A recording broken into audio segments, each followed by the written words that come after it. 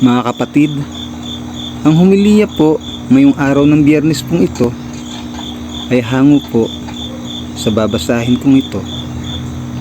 Juan, Kapitulo 14, versikulo 6 hanggang 14.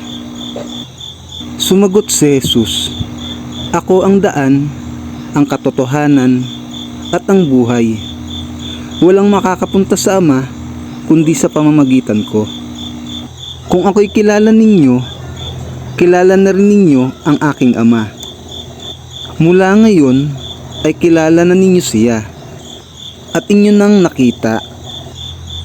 Sinabi sa kanya ni Felipe, "Panginoon, ipakita po ninyo sa amin ang Ama, at masisiyahan na kami." Sumagot si Jesus, "Felipe, kay tagal na ninyo akong kasama. Hanggang ngayon hindi mo pa ako kilala? Ang nakakita sa akin ay nakakita na sa Ama. Bakit mo sinasabing ipakita mo sa amin ang Ama?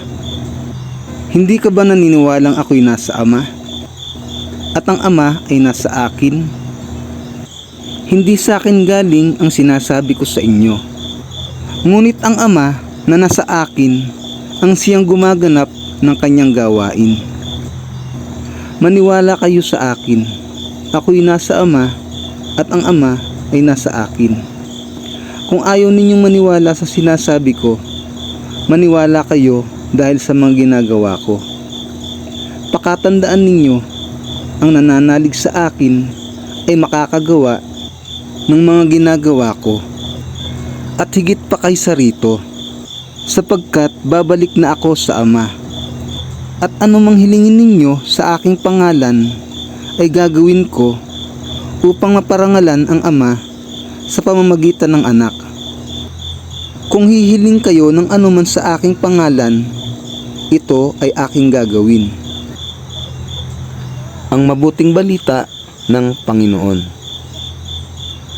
Pinupuri ka namin, Panginoong Hesukristo.